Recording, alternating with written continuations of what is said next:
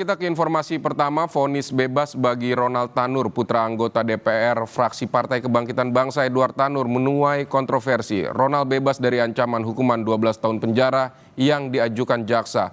Upaya hukum kasasi pun diambil demi memberikan keadilan bagi Dini.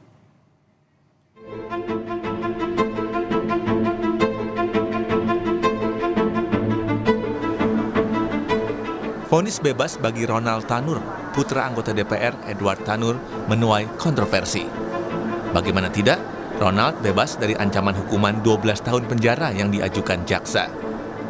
Barang bukti rekaman kamera CCTV di lokasi pada Oktober 2023 di Surabaya, Jawa Timur, tak serta-merta jadi pertimbangan Majelis Hakim Pengadilan Negeri Surabaya. Dalam rekaman terlihat kendaraan yang dikendarai Ronald Tanur melindas korban Dini. Tak hanya itu, jaksa pun menyertakan bukti visum yang menyatakan korban tewas akibat luka. Kapus Penkum Kejaksaan Agung Harli Siregar menyatakan ada beberapa kejanggalan dari sejumlah pertimbangan putusan Hakim Erin Tuah Damanik. Selain itu, Hakim dinilai aneh jika tak melihat adanya percekcokan dalam hubungan khusus keduanya sebelum korban tewas.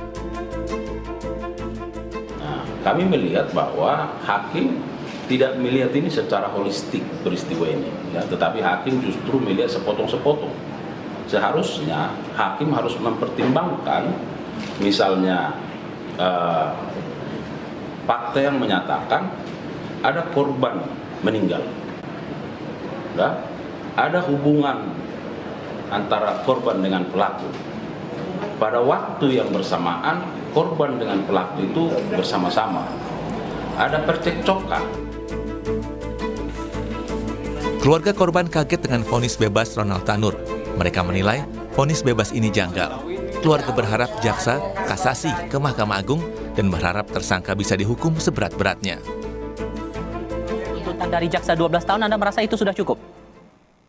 Sebetulnya saya juga ngerasa itu nggak cukup ya, karena kan dengan nyawa manusia yang sudah hilang tidak bisa kembali, ya tidak bisa dibayar dengan apapun.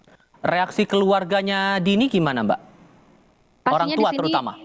Orang tuanya shock, sedih, kesel, semua jadi satu sih, Kak.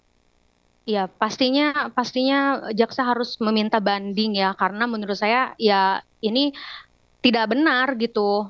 Ya harusnya tersangkanya ya dihukum seberat-beratnya, kenapa bisa lolos gitu aja. Ada berita membuat saya sebenarnya muak banget. Anggota DPR Rieke Diah Pitaloka turut buka suara, mengkritik putusan 3 Hakim Pengadilan Negeri Surabaya yang memvonis bebas Ronald Tanur. Padahal, jaksa penuntut umum menuntut anak ex-anggota DPR itu hukuman 12 tahun penjara.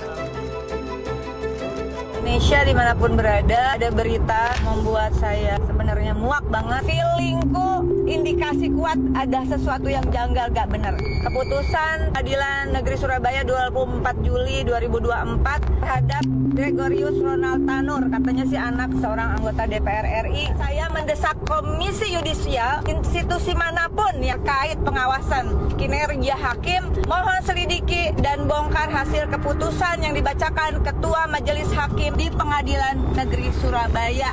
Anak dewan mau anak pejabat apapun, kasus seperti ini tidak ada vonis bebas.